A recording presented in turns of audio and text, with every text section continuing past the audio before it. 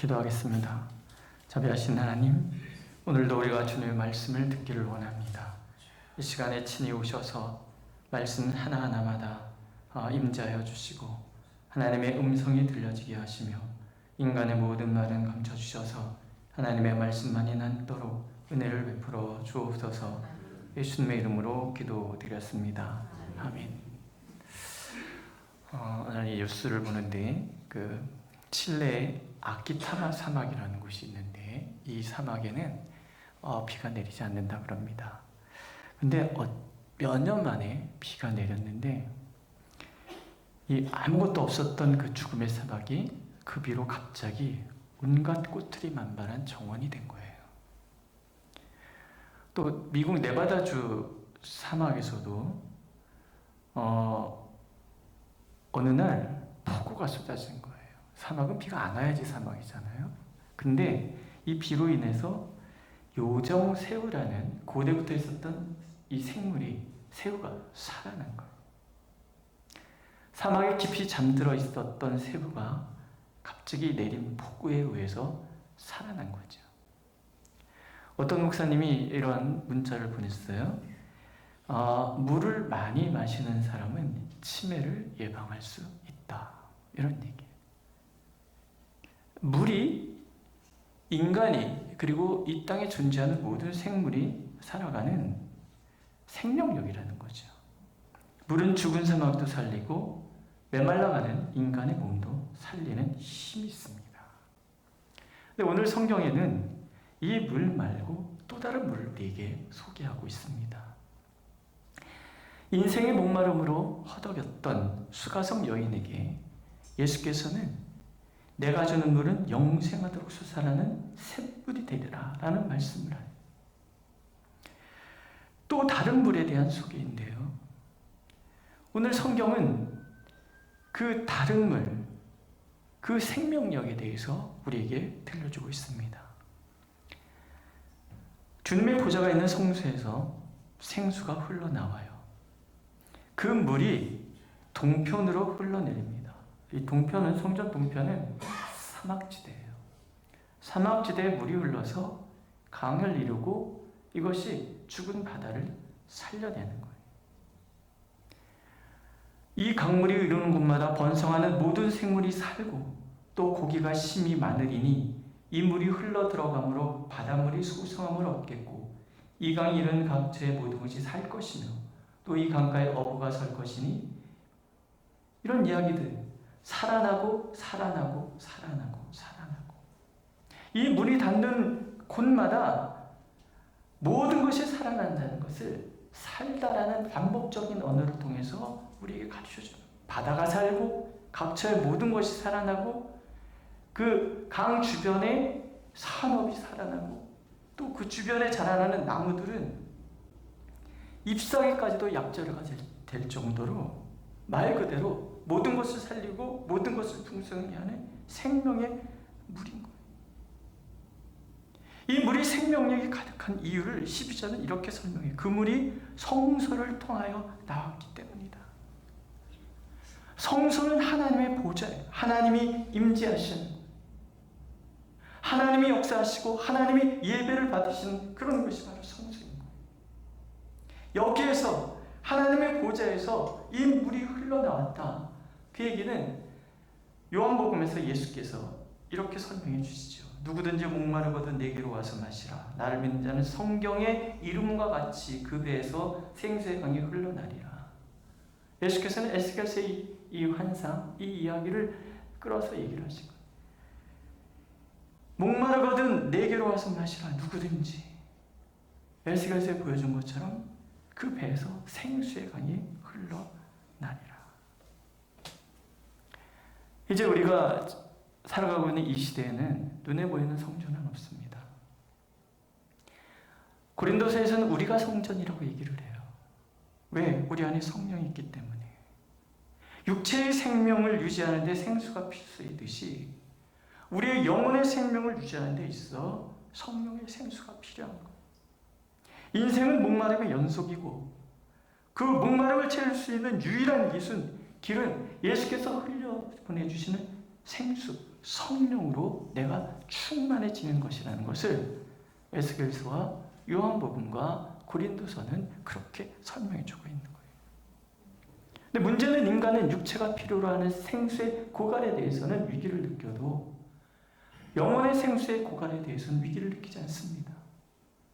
영혼의 생수가 고갈되어 가고 있다는 것, 그래서 내 영혼이 말라가고 있다는 것을 모르기 때문에, 말이죠, 그리스도인이지. 정작 영혼이 허덕대는 그리스도인들은, 영혼이 헛것되고 있는 것을 모르는 사람들은 또 얼마나 많습니까? 오늘도 예수께서는 이 물을 구하라 하십니다. 누구든지 이 물을 구하면 그 배에서 생수가 강같이 흐르리라 약속하세요. 생수가 무엇을 살리냐는 얘기죠. 첫째는요, 이 물은 성소를 살려요. 생수가 필요한 최초의 장소는 성소란 말이죠. 성소는 예배의 자리예요. 예루살렘 성전은 굉장히 화려하고 웅장했습니다.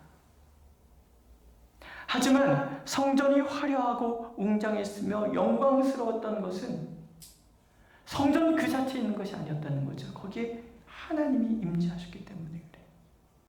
임재하신 하나님 임재하시는 곳은 살아있는 성소가 되고 거기에서 드려지는 모든 예배는 다 살아있는 예배가 돼요. 근데 예배가 죽어버렸어요. 하나님을 향한 마음이 사라졌어요. 인간의 세속적인 욕망이 성전에 가득해지기 시작했어요. 하나님이 떠나버리세요. 하나님이 떠나니까 겉모양의 화려함과 웅장함이 죽음의 자리가 돼요. 바벨론이 침공에 들어왔을 때 그 성전은 그저 하나의 돌무더기밖에 되지 못해요. 근데 그 무너진 자리, 초라한 성소에 다시 주님이 임재하시는 거예요.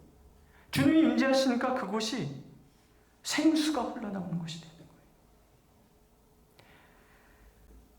성소가 살아나는 거예요. 예배의 회복이죠. 인간과 하나님의 친밀한 관계의 회복이에요. 말씀의 회복이 일어나요. 기도의 회복이 일어나요. 갈 바를 알지 못했던 인간이 나아갈 길이 무엇인지 빛을 보게 돼요. 내가 얼마나 죄인인지를 깨닫게 되고, 내가 죄인임을 깊이 알면 알수록 나를 향한 하나님의 은혜가 얼마나 깊은지를 깨닫게 되는 거예요. 계곡이 깊으면 산이 높은 것처럼 내 인간의 가장 적나라한 죄성의 깊이에 들어가면 들어갈수록 나를 감싸시고 덮으시는 하나님의 그 은혜의 산은 점점 높아만 가는 거예요. 예배가 회복될 때 그런 일이 우리에게 일어나는 거예요. 성령이 내 안에 충만해지면 그런 일이 내게 일어나는 거예요. 하나님께서 우리에게 원하시는 첫 번째는, 그래서 성령의 생수로 충만한 예배, 그 예배의 회복이 첫 번째로 일어나기를 하나님 원하시는 거예요. 소모적이고 향락적인 분위기에 수많은 청년들이 방황하고 있습니다. 갈피를 못 찾아 헤매는 영혼들이 우리 주변에 너무나 많잖아요. 하나님께서 이 교회가, 우리가 하나님께 드려지는 이 예배가 그들을 세상의 향락과 유혹에서 지켜주는 예배가 되기를 원하시는 거예요. 가볍게 몇 걸음 걸어서 찾아온 이 예배당에서 예배를 드리다가 영혼을 소성케 하는 생수를 맛보게 하는 예배가 이곳에서 되어지길 원하십니다. 인생의 목마름 때문에 허덕이던 영혼들이 이곳에 와서 인생의 목마름이 해결되는 예배, 꿈을 이룬 사람들이 이곳에 와서 새로운 비전과 새로운 꿈을 얻는 그런 예배가 이곳에 회복되기를 원하십니다. 그것은 화려함과 거리가 있어요. 웅장함도 아니에요. 오히려 소박한, 따뜻한, 뜨거운 여름날에 더위를 가시게 하는 그 시원한 생수처럼 깊은 생물과 같은 시원함이 우리한테 있기를 원해요. 어쩌면 이 예배는 때로는 전투적일 수 있고 때로는 부드러울 수 있어요. 우리를 억압하는 악한 권세를 물리치기 위해서는 전투적이 되어야 하고, 연약한 심령을 어루만지기 위해서는 부드러움이 돼요. 예배는 언제나 전투적인 것과 전투적인 강함과 우리를 만지는 부드러움이 함께 어우러지는 성령의 그런 분이시기 때문에 그래요.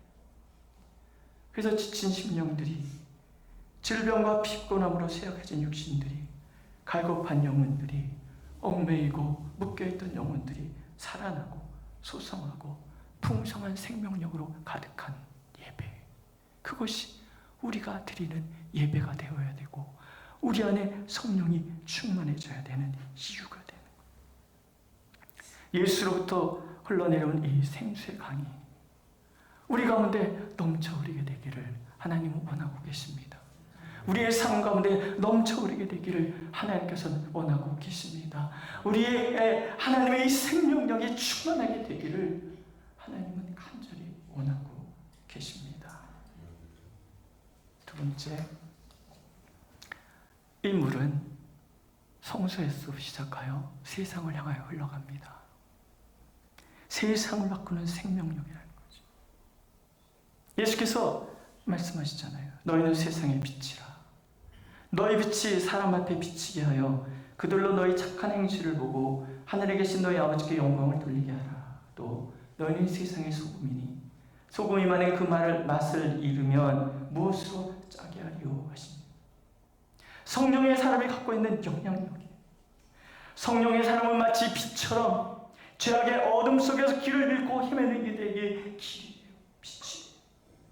성령의 사람은 마치 소금처럼 살맛 잃은 세상을 살맛나게 하고 썩어가는 세상에 썩지 않게 만드는 방부제 같은 존재가 된다는 것.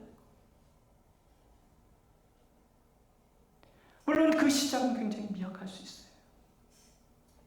성소에서 스며나오는 물, 아주 작은 물이에요. 근데 이것이 흘러서 발목을 적시고 무릎까지 차고 허리까지 차고 목까지 차고 마침내 창이란 물이 돼요. 성령의 역사는 아주 작은 것부터 시작이 되는 거죠. 작은 것에서 시작되어서 마침내는 창궐하여 세상을 살리는 그런 물이 되는, 성령의 역사가 그러하다는 거죠. 에스겔에게 말씀하시지요. 이 흘러내리는 물로 그 바다의 물이 소성함을 얻을지라. 예수께서 떠나시며 제자들에게도 말씀하시죠. 오직 성령이 너에게 임하시면 너희가 권능을 받고 예루살렘과 온 유대와 사마리아와 땅까지 이르러 내 주민이 되리라. 동시문처럼 작은 시작이지만 성령의 역사는 큰 파동을 일으키고 파장을 일으켜서 마침내 세상을 살려내는 것처럼 작은 제자들이 전심으로 하나님의 능력을 구하고 하나님의 영으로 충만해졌을 때 이 세상에 동심문을 이루면서 파급력을 일으켜가는 거죠. 세상을 살리게 되는 거예요. 예루살렘을 살리고 온 유대를 살리고 사마리아를 살리고 땅끝까지 이르러 오늘 이 자리에 예배드리고 있는 우리를 살리고 계시는 거예요. 믿으십니까? 성령이 임하시는 곳에 예배가 살아나는 거예요.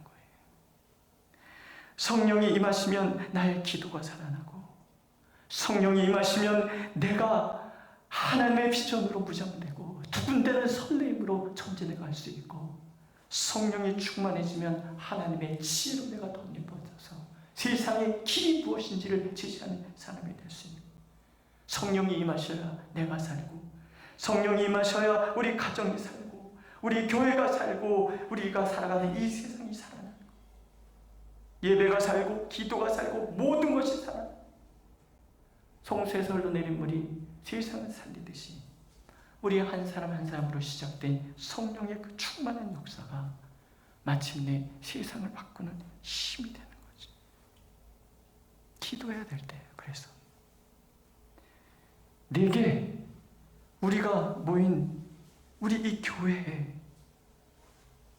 주님께서 임하셔서 성령의 생수를 흘려주시기를, 성령으로 이것이 충만해질 수 있고, 이곳에서 예배한 우리 한 사람 한 사람이 성령으로 충만하길 사모하고 또 기도해요. 내 걸음이 닿는 곳곳마다 모든 것이 살아나는 길, 마침내 우리를 통하여, 우리에게 영광과 또 다른 우리를 통하여, 그 우리를 통하여 이 세상 모두가 하나님을 알 때 무리바다 덮음같이 여호와의 영광을 인정하는 것이 온 세상에 가득하도록 우리는 기도해야 합니다.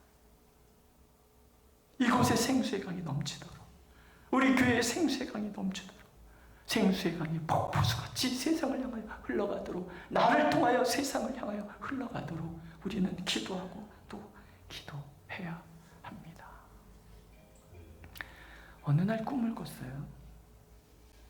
꿈속에서 어떤 돌아가신 대통령을 만났어요. 그 대통령이 보좌관을 통해서 저에게 이런 말을 전하라고 얘기를 하셨대요. 너무나 생생해서 적었습니다. 이런 얘기를 들려줬어요. 우리는 단순해져야 합니다. 하나님을 만나기 위해서는 모든 것을 버리고 단순해져야 합니다. 단순해지기 위해 모든 것을 버린다는 것이 어리석은 것처럼 느껴질 것입니다. 다 버리면 모든 것을 잃는 것이 되기 때문입니다. 그러나 우리가 모든 것을 버리고 단순해질 때 비로소 우리는 하나님을 만납니다. 그런데 역설은 하나님을 만나면 모든 것을 얻습니다. 주님이 모든 것을 주시기 때문입니다. 그것이 영성입니다. 너무 생생해서 적어놓고 읽어보고 또 읽어보고 또 읽어봤어요. 그런 생각이 들었어요. 오늘도 하나님께서 찾으시는 사람은 성령의 사람이구나. 나를 다 비워내고 내 안에 성령을 가득 채우기를 원하시는 사람을 통해서, 그렇게 단순함을 추구하는 사람을 통해서 하나님은 세상을 바꾸시기를 원하시는구나. 그런 생각을 했어요. 오늘도 하나님께서 성령의 사람을 찾으세요. 성령 충만을 사모하는 사람, 그것을 위해서 마가의 다락방에 모여 기도했던 그 120문도 오직 기도에만 전념했던 그런 사람들을 오늘도 찾고 계시는 거예요. 이 시대의 문제는 다른 문제가 아니라고 생각해요. 기도의 힘이 이뤄가고 있기 때문에 문제라는 거예요. 기도의 사역은 이미 끝났다고 얘기를 해요. 산마다 부르짖던 기도의 소리가 다 저희 다니던 장신대 아차산 골짜기마다, 우리가 다닐 때, 김 목사님 제가 학교 다닐 때는요, 금요일만 되면 그 산 골짜기마다 신학생들의 기도 소리가 가득했었어요. 기도탑에서는 새벽부터 밤까지 울면서 기도하는 전사님들의 기도 소리가 가득했어요. 제가 김현일 전도사한테 물어봤어요. 요즘도 그러하냐? 밤엔 기도 못한대요. 앞마을에서 시끄럽다고 항의가 들어와서 조용조용 기도하대요. 그럼 넌 기도탑은 자주 올라가느냐? 했더니 가끔 올라갑니다. 졸업할 때까지 하루도 빠지지 않고 기도탑 올라가서 1시간 이상 기도해라. 그래야 네 목회가 산다. 목회는 멋으로 하는 거 아니다. 지식으로 하는 거 아니다. 기도로 해야 된다. 무릎을 꿇어야 된다. 우리 선배님들이 그러했고 너희들 세대는 안 그렇다고. 절대 그렇지 않다. 기도가 죽는 순간에 네 목회가 죽고 네가 죽고 다 죽는다. 그런 얘기를 해줬어요. 착해서 네 이러고 갔어요. 여러분, 오늘도 하나님이 찾으시는 사람은 기도의 사람인 거예요. 오늘 내가 얼마나 하나님을 찾고 있는지를 한번 잘 돌아보세요. 우리 교회가 얼마나 하나님을 전심으로 부르짖고 있는지 한번 잘 돌아보세요. 교회 프로그램이 없어서가 아니에요. 젊은이가 없어서 아니에요. 기도가 부족해서, 우리가 기도가 자꾸 죽어가기 때문에 교회가 힘을 잃는 거예요. 오늘도 하나님께서는 전심으로 기도하는 사람들을 찾으세요. 전심으로 하나님의 성령 충만함을 사모하는 이들을 찾으세요. 그들을 통해서 작지만 미약하지만 하나님의 놀라운 역사를 시작하시겠다고 말씀하시고, 그 역사의 중심에 제가 있기를 원하시고 여러분들이 있기를 원하시고 우리 교회가 있기를 하나님은 간절히 원하고 계십니다. 기도하겠습니다. 하나님, 우리는 자꾸 착각합니다. 내 능력과 지혜가 무엇을 할 수 있는 것이냐? 하나님 없어도 내가 지혜가 있고 내가 능력이 있고 그렇다면 모든 것을 할 수 있는 것이냐? 자꾸 우리는 착각합니다. 창세전부터 지금까지 하나님이 함께 하시지 않는다면 아무것도 할 수 없다는 것을 우리가 자꾸 잊어버리고 삽니다. 주여, 하오니 이제 우리에게 지혜를 주셔서 전심으로 주님을 찾게 하시옵소서. 예루살렘 마가의 다락방에 그 120여 명의 사람이 오로지 기도에 힘써 주님의 영으로 충만하고 결국은 예루살렘과 온 유대와 사마리아와 땅끝까지 주의 증인이 되었던 것처럼 우리 또한 오로지 하나님을 바라봄으로 하나님의 영에 충만해져서 내 걸음 닿는 곳곳마다 하나님의 영광을 드러내도록 주여 우리를 불쌍히 여기소서. 우리에게 성령의 충만함을 허락하여 주옵소서. 예수님의 이름으로 기도드렸습니다.